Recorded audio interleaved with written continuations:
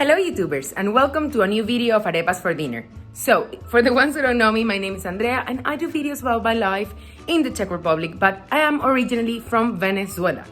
And I did come to Venezuela this Christmas in the middle of the pandemic. So yeah, of course I'm sharing everything, how my trip went, what I had to do to travel all the way here and how everything worked. As well, taking consideration that Venezuela is quite a special country. I mean, just Google it, you'll see. So you are gonna see that they might require more things than other countries. Nevertheless, please stay tuned if you wanna see more about this Christmas season in Venezuela and Venezuelan life in general, because I'm gonna be here for a while and I'm gonna be sharing lots of videos here on the channel, as well as, I know I've been a little bit out of range and I haven't been publishing videos, but I honestly needed a break, so I'm happy I took that break and I'm back full mode on. Also, remember to follow me on social media on Instagram. I'm sharing so much about my Venezuelan vacation and my Venezuelan life over there. And that's it. Let's start with the video. Good morning, guys. It is I think 7 a.m. I have my test for 8:15 a.m. Is the PCR test for traveling. Many countries are requesting it, so research if the destination country you're going to is requesting it and how many hours in advance you have to make it. To Venezuela, it has to be maximum 48 hours, so that's why I'm doing it today, the day before traveling, and not one day before, because it takes a while to for them to give it to you. I believe it's around 3,000 crowns, but I would let you know once I'm there. Okay, so I am here in the place. I can say where the place is. I can put it here on the map. I don't know how much it is anymore, but we have 3 options: 4 hours, 12 hours, or 48 hours to get the test. I, of course, had to pick 12 hours because of the policies of Venezuela. And as well, if you want to travel, you have to make sure to put in the formulary or in the questionnaire that it is for traveling, and you have to put your passport number and everything. In this special point, you go by car. They test you directly in your car. You don't even have to go out of the car in any given point. The questionnaire and everything you have to fill up, you do it in your phone, so you don't even have to touch a pen or anything, which is great. Bro, 3,000 crowns. I think the other one is 2,000, so it's a huge difference, or 1,600. But you know, Venezuela is a very special place. You'll come to learn if you follow my channel.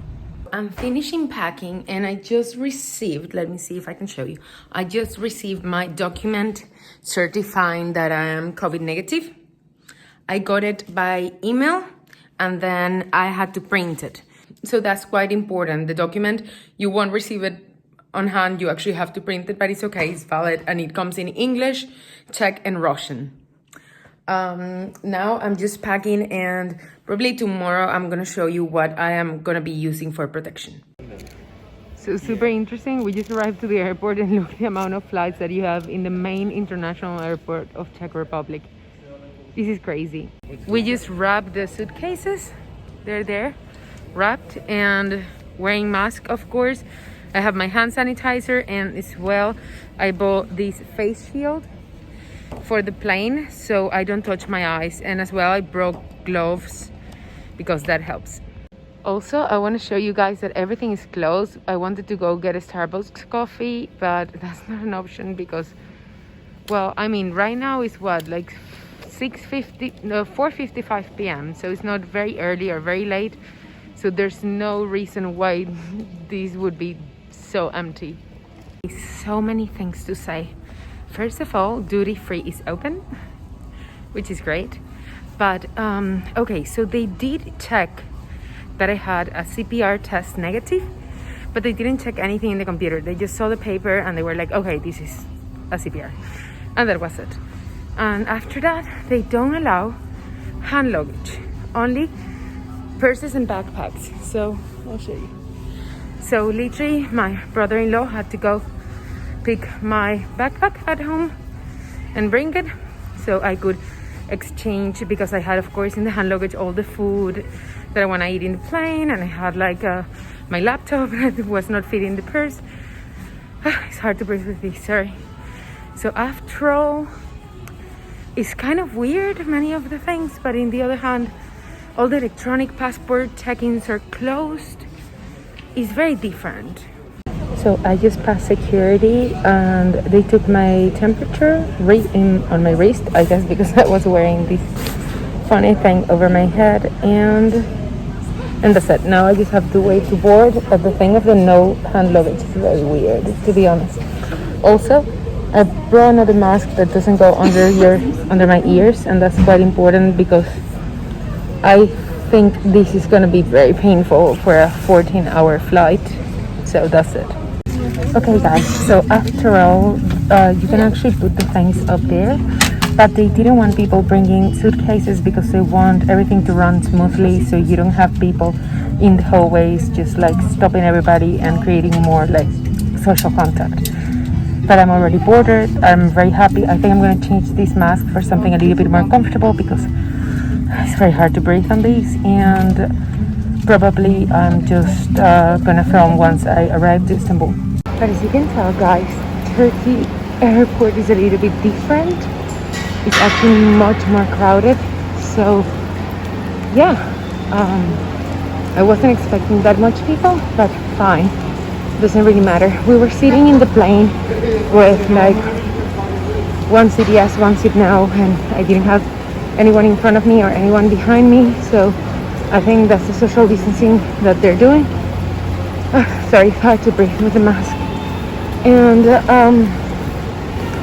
as well, I had to change the mask in the flight because actually the respirator, yeah, well, the virus doesn't pass, but the air neither, so I was dying, so I had to do that. But yeah, look at this, it's pretty crowded. So I just removed the shield. I look like a crazy person, but okay, so maybe it's only for Venezuela, but they asked me again for the COVID test. It's the second time they asked for it, but then again, they don't check in any system or anything. They just check the paper, so make sure that the paper is in English, because otherwise it won't work, and that is exactly your name and your passport number as well in the document. So guys, I know I'm looking uglier by the minute, but the truth is that the flight is extremely fucking overpacked. So if you've seen videos of mine, you know I'm a huge fan of airplane food. Well, I must admit I'm extremely disappointed. This is a 13-hour flight, and we were served a small sandwich made out of like some like vegetarian whatever, nothing meaty, nothing chicken, nothing, and then a baby-sized juice. I'm gonna put the photo here. Baby-sized juice, and then a salad or some weird cream that I'm not sure how we are supposed to eat it, made out of cucumber. Horrible. Like literally that's the food that you get in a 3-hour flight, not in a 13-hour flight. Coronavirus is not an excuse to make such a shitty food. Wow, I look terrible. But only place to rest today is mask bathroom. Okay, this flight is 15 hours. We only have 2 hours to go, and so far they gave us water once, small bottle, and one sandwich of about 8 centimeters. This is outrageous. Like honestly, I mean, I'm happy they're flying because I'm happy I can go see my parents for Christmas. That's the entire purpose of this trip. But if you are traveling a long distance haul during COVID, I would advise you or to not do it or to go business. This is too much. Like I've never been so uncomfortable in my life. They haven't picked up the trash in our seats. It has been horrible. Like. And I'm usually one person that loves like airplane food, and I enjoy the plane so much. I have to admit, the plane is cool, it has movies, it has a little screen in front of you, but I mean, honestly, the lady looks at me so bad every time I ask for water. So for breakfast we got this bag that has exactly the same food as we had for dinner. Weird Chinese sandwich, a cake and a juice. Probably, right? Yeah, a cake and some bottled water and a juice.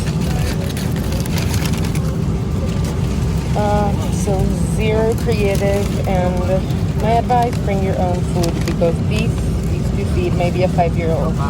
Right, and of course this might not happen in the airport you are going to because, well, this is Venezuela. It's a very particular country and you can learn more about the country in my future videos that I'm going to be making in this vacation here.